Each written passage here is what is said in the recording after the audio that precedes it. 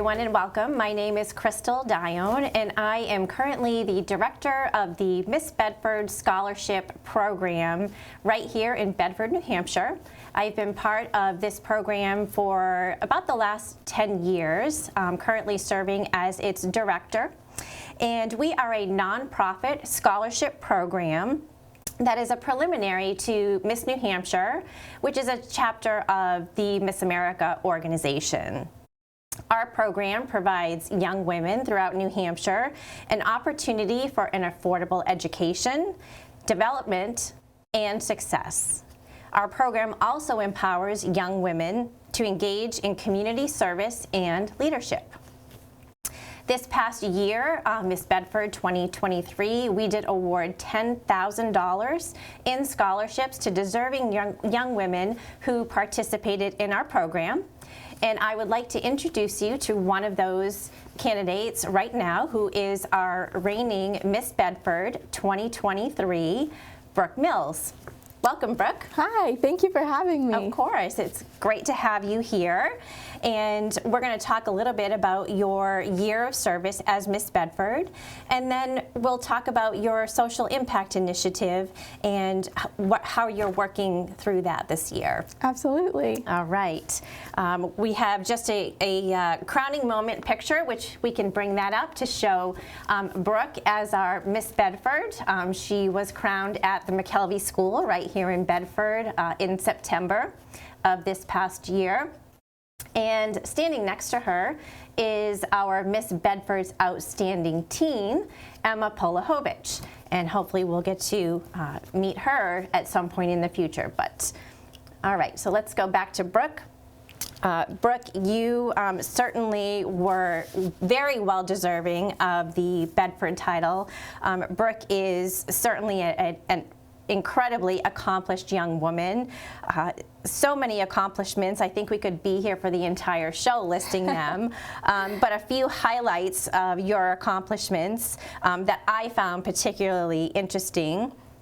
You received the Miss America Community Service Award. You have been named the Granite Stater of the Month by Senator Maggie Hassan. That's amazing. You've been named the Brain Injury Association New Hampshire's Volunteer of the Year. You have served on 7 mission trips. That's pretty impressive. To Bolivia, Haiti, Fort Peck Indian Reservation, and the Dominican Republic. Yes. Wow. You have founded the National Concussion Awareness Day, which has been recognized by the U.S. Congress, and you volunteered over 3,000 hours. Yes. That is just amazing. And again, as I mentioned, that is just a few of Brooke's many, many accomplishments. So let's talk a little bit about your journey through the Miss New Hampshire program. So, Brooke, could you tell us a little bit about what you did to prepare for winning the title of Miss Bedford?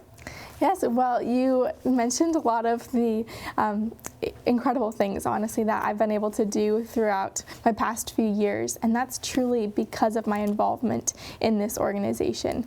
The Miss America organization and Miss New Hampshire, as well as the Miss Bedford program, really prepares women for the world and is preparing the world for great women. And so one of the things that I love to do to prepare is connecting with my community, doing all of those community events and sharing what I'm most passionate about.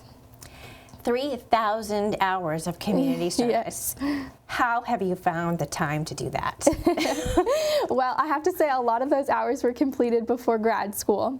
I'm currently in graduate school, so those hours have weaned down a little bit. But in 2017, I was awarded the Presidential Volunteerism Award by then President Obama, and that really acknowledged a lot of the volunteer hours that I did as well. I'm very passionate about reading and literacy. I was unable to read at grade level until 8th grade, and so I really found the importance of making sure that our children are fostering a love for reading at a young age so that they don't have to go through the challenges that I did, as well as I suffered a brain injury in 2014 that took away about 5 years of memory. and gave my life a different meaning and a different challenge. And so I am also very passionate about speaking on behalf of brain injury survivors on Capitol Hill with our legislation to be able to benefit them. Wow, that is really amazing. And so tell us, what did you win with your crowning as Miss Bedford? I won $7,000, which I am so thankful for. It went right towards my graduate degree as soon as I went back to school. Currently, I have about 6 months left at Sherman College of Chiropractic, where I will graduate with my doctorate in chiropractic, absolutely debt-free because of the funds I've received from the Miss New Hampshire and Miss America organization. So to date, thankfully, with the $7,000 I received from winning Miss Bedford, I have received about $51,000 in scholarships. That is really remarkable. $51,000 Yes. in scholarships through this program. Absolutely. Wow, absolutely incredible. So tell us a little bit about the areas of competition that you went through. With Miss Bedford, I know we'll talk a little bit more about Miss New Hampshire, which the phases are the same. So tell us a little bit about those phases and how you prepared for those. Yes. Well, there's interview. Interview is personally my favorite phase of competition. I get to speak with the judges and share with them why I think I'm the best choice for this job, because it is a job opportunity and it is a job that I'm interviewing for. And so they get to see some of the fun facts about myself and the accomplishments that I've been able to complete over the past handful of years. We also have an on-stage question, which is a continuation of that private interview, but then it's on stage, so there's a little bit of extra pressure added in on there. Of course. There is a evening wear or gown walk, as we know it, which is another wonderful phase of competition where we're able to just to demonstrate our poise in something that we feel most confident in. And we also have the talent portion. I used to be a competitive dancer before my brain injury that I talked about earlier, and now I am a singer. So I love to be able to sing and share that story and my passion for the arts with the judges. So going from being a dancer to a singer, that must have been a challenge for you. Did you have to take lessons, or how did you make that transition so fast? It was a crazy transition. Thankfully, my mom was one of the parents that shoved me into everything when I was a baby. Okay. So we did the piano lessons. Those ones ended pretty quickly for me, unfortunately, but dancing stuck, and so I really enjoyed my 10 years of competitive dancing, but when I was unable to do that anymore, I really wanted to continue to succeed in the Miss New Hampshire organization, and so I opted for this talent switch and I started singing, and throughout the past 5 years, I've really grown as a singer. Brooke, tell us about the differences between competing at the local level as Miss Bedford and how you transition and prepare yourself to compete for Miss New Hampshire. Yes, well, this time at Miss New Hampshire will be my 5th year competing for the title of Miss New Hampshire. I've placed 3rd or 4th runner-up every single year, and so it's an honor every year to be able to be awarded more scholarship dollars. But going into the Miss New Hampshire competition, there's a lot of preparation. We have a lot more due dates, so we've got to get in our talent registration, we've got to register our gowns, and really finalize all the things that we want to be able to compete with. So currently I'm working on making sure my resume is in perfect condition for the competition this coming April. And I was able to be crowned Miss Bedford this past September. And so a lot of times I get to enjoy the summer and put that game face back on to compete for another local competition so that I could qualify to compete for Miss New Hampshire. Well, I'm certain with Bedford behind you, you will shine bright at Miss New Hampshire. Thank you. That's for sure. I am super appreciative for all of the support I've received from our Miss Bedford board. Great. All right.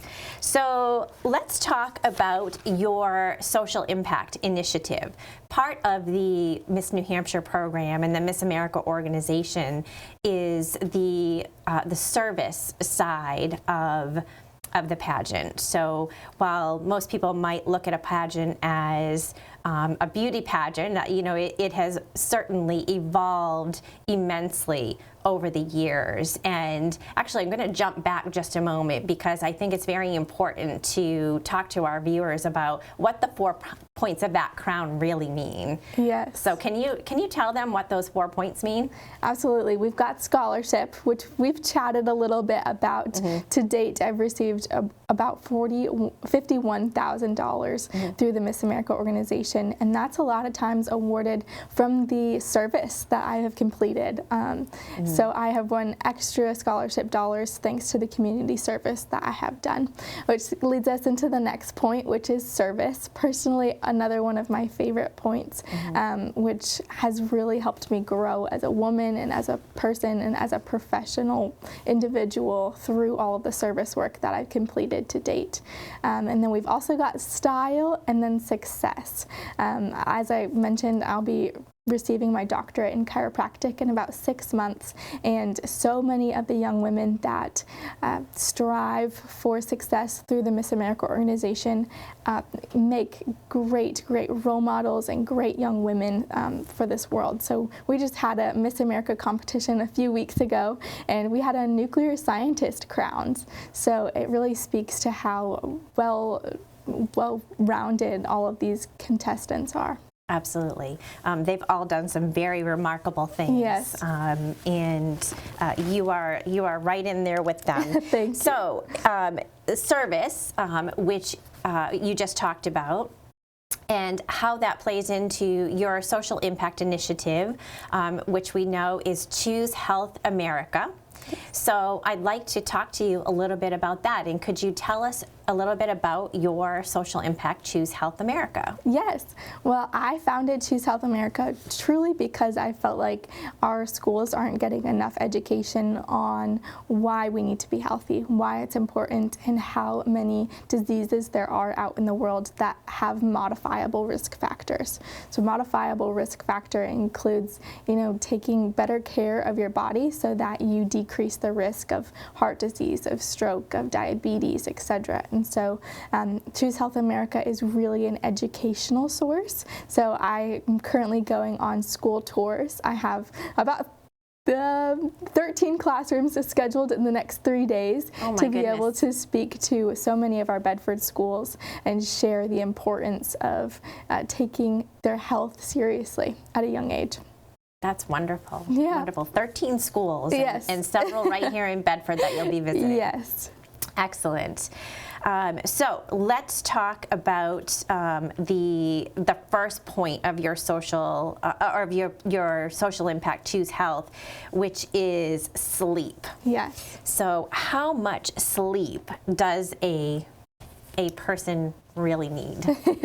Well, it is recommended that you receive 7 to 9 hours of sleep per night, and that's even more for young adults, especially people going through school, because it is really taxing on your brain, and so you need a little bit more time to recover and to sleep. And so we're going to go through all of the pillars of Choose Health America, all of the things that I have found that personally that truly go into the development of your health and prosperity. And so sleeping is a foundational ground level on how you can support your body on a daily basis. Great. So if you have teenagers like I do and they sleep until noon or 2 in the afternoon, they're doing pretty good on the sleep pillar. They're doing very good on the sleep pillar. All right. Another thing that we do get to chat about a little bit is the circadian rhythm. So if you're unfamiliar about a circadian rhythm, it's how your body is going through sleep. And so it's also important that you get good quality sleep, not just sleeping from 1 a.m. till noon the next day. And so good ways to support your circadian rhythm include sleeping on a schedule, so going to bed around the same time and waking up around the same time every day, putting on blue light glasses, or you can set your phone so that you can do night mode, so it's less stimulus on your brain before you go to bed. Sleeping with that phone away from you so you're not waking up with a text or what have you unless it's an emergency, and making sure that you're not drinking any caffeine after 3 p.m. Okay. There's a lot of things. There are a lot of things. So we have a slide from the National Sleep Foundation. Could we bring that up? All right, so this slide, I don't know if you can see it over there, about why getting enough sleep is important. You want to just quickly mention to our viewers about... Getting enough sleep definitely plays a role in your immune system, so you're less likely to get sick often if you are sleeping adequately enough. Staying at a healthy weight, maintaining a healthy weight, can be linked to getting the proper amount of sleep. Lowering your risk of serious health problems like diabetes and heart disease, as I've mentioned, and definitely helps reducing that stress and improving your mood, and will help you think better and more clearly throughout your school or your work day. So let's talk about the next pillar of Choose Health, which is live clean. Yes. Can you talk to us about what that means? Yes. Well, this is mostly an educational program for mostly our children, but it's important that everybody understands the facets that go into living clean. And so in my school talks, if you can bring up the picture of the lungs, we have got, one lung that is of a non-smoker, as well as one that is of a smoker. And so all of those toxins from cigarettes are being absorbed through the blood, through the lungs, into our bloodstream, and it plays a huge effect on your health. And so many chronic diseases are linked to the fact of smoking, if you have been a habitual smoker.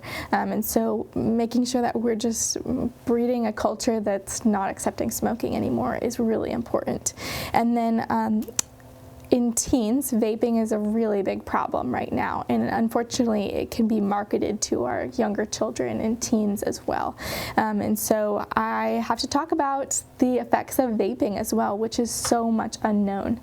To date, 2,800 individuals, and mostly teens, have died from vaping. And most often it happens from a collapsing of the lung. So in the second picture you can see the right lung is fine and normal, and then the other side has completely collapsed, and so that doesn't allow for any oxygen to be getting to your body through that use of that lung. And so it's really important that we're making sure that we're taking those precautions, we're not smoking, we're not vaping, that we're being aware of children and young adults around us if you are a smoker, and that we're also aware of the chemicals that we're putting on our body, because everything around us and everything within us is going to be absorbed. And so an average female puts about 200 chemicals on their body by noon. And so we have to be very aware of the chemicals and the things that are in our life. Mm-hmm. Right. A picture's worth 1,000 words, isn't it? Yes, it is. These lung pictures. All right. So let's move on to the next pillar and talk about food, one of my favorite subjects. What should people be choosing to eat? I know we have a few slides here, so you want to talk about that, and then we can go through your slides. Of course. Well, the CDC recommends that most individuals have about 2 to 3 servings of fruit per day and 4 to 5 servings of vegetables per day, which can seem like a lot, but thankfully the servings of vegetables that you think of are pretty small. It's a cup or less. And so one of the biggest recommendations that I have is that individuals just add more things to their diet.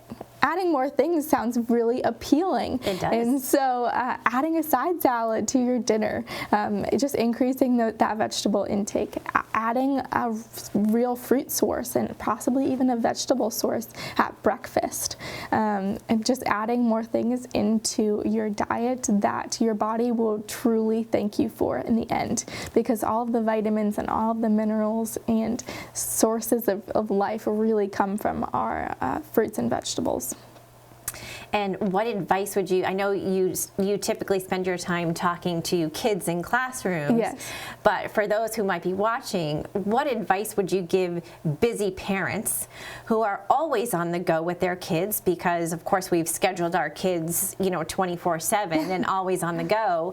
So what advice would you give them, to help so their families can can eat healthy? Yes. Well, I think the snack aisle is always super helpful, especially when you have young children. Snacks are always very appealing, as well as meal prepping things. So if you're going to shop the snack aisle, I would say popcorn, a really good trail mix, fruits that are going to stay longer in your fridge, so like apples and oranges and pears. Berries tend to ripen and get too old too quickly, but something that could live in your car for a week and survive. And then something that I love to do is making sure that I'm meal prepping on Saturdays or Sundays. And so you've got as many lunches as you can prepared for yourself as well as your children to make sure that they're getting nourished and they're taken care of, as well as easy breakfast options to go. I like baking a little breakfast casserole on a Sunday, and then it's ready all week, and it lasts me about a week. Nice. And then lastly, you can also dehydrate things. So putting dehydrated strawberries in. If your strawberries are getting a little too ripe, they pretty much taste like a fruit roll-up or gummies after you put them in the oven for about 2 hours. So again, that's another Sunday project at a really low temperature. You can also make some kale chips with some ranch seasonings. You can really do a lot to make things fun. I highly recommend Pinterest. Okay, so, and I think maybe we need to add chef to your resume. It sounds like you're you know your way around a kitchen.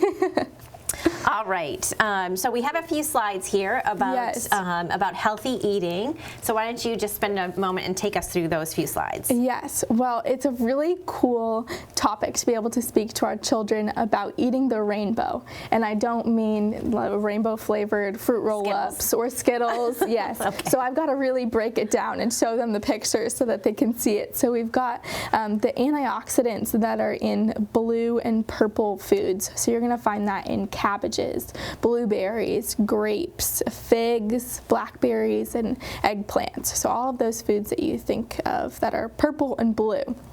We've also got green, which you can know of. These are anti-carcinogenic, which means they fight those cancer-causing cells, which is incredible and we absolutely need more of in our daily life.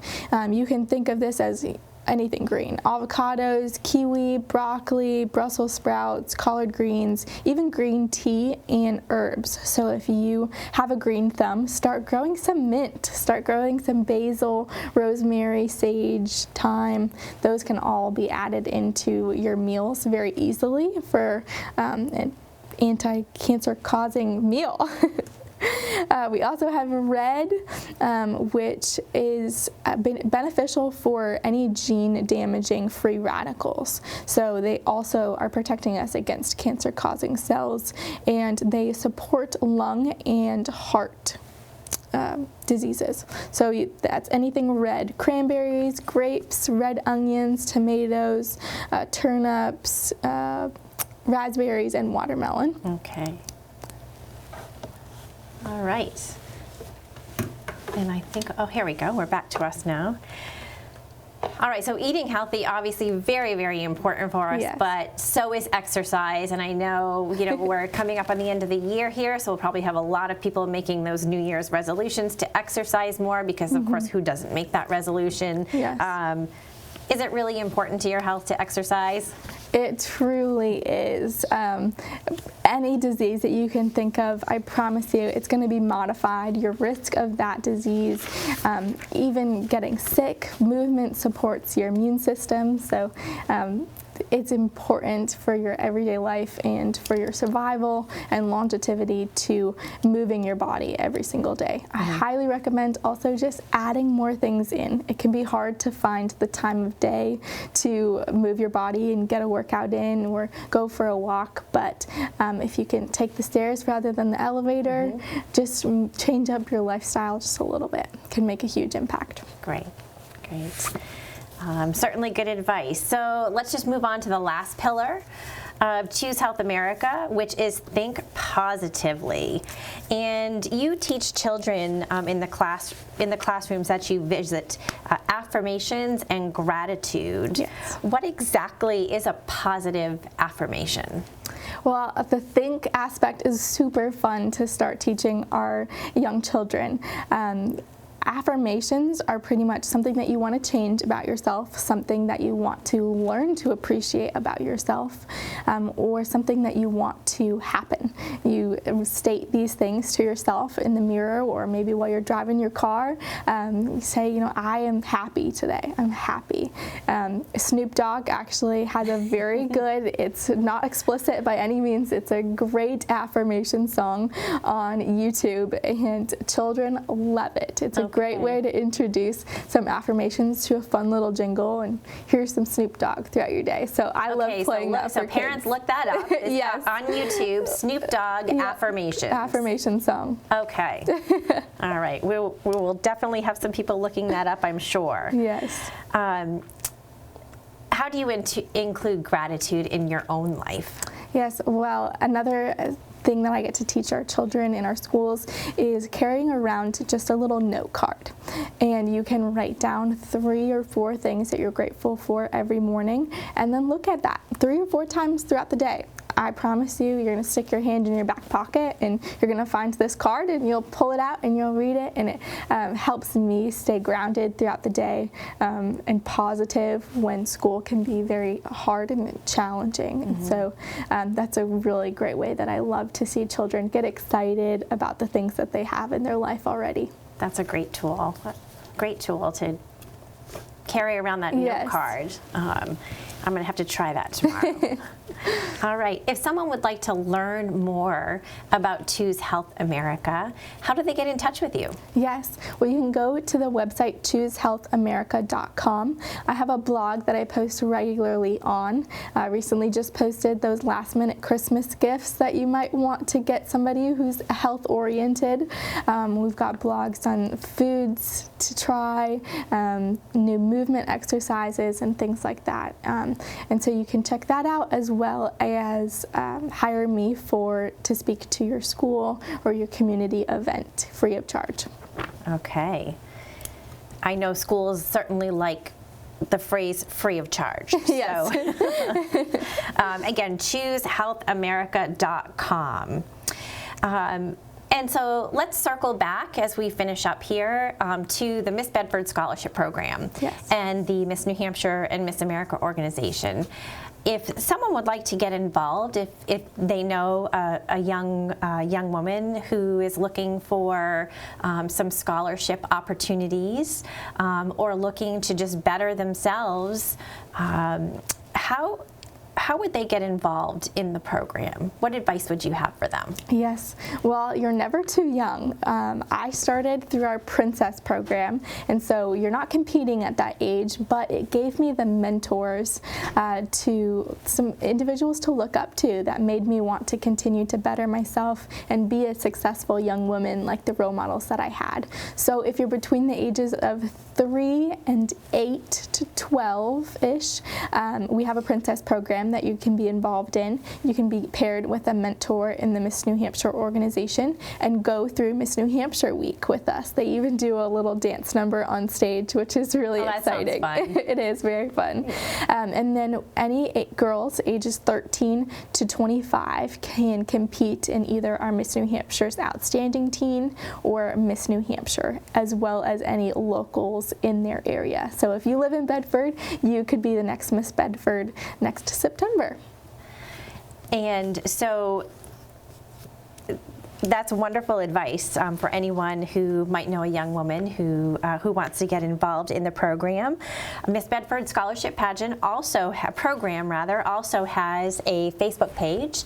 It is Miss Bedford Scholarship Program, and you can message us at any time, and you'll actually get Brooke or I directly through that Facebook page. And more information about the program, the state program, at missnewhampshire.org. A lot of information about eligibility requirements, about scholarships, and the programs that they run through Miss New Hampshire. Yes. So that is all wonderful, wonderful information. Thank you so much for taking the time out of your day to come talk to us. We're incredibly grateful to have you representing Bedford this year during your year of service, and we wish you all the best of luck as you compete for Miss New Hampshire this hopefully it's going to be your year. We are all behind you 1,000%. And we will be seeing you in April as you grace that Miss New Hampshire stage. Thank you so much. Thank you for having me. It was Absolutely. an incredible opportunity. Okay.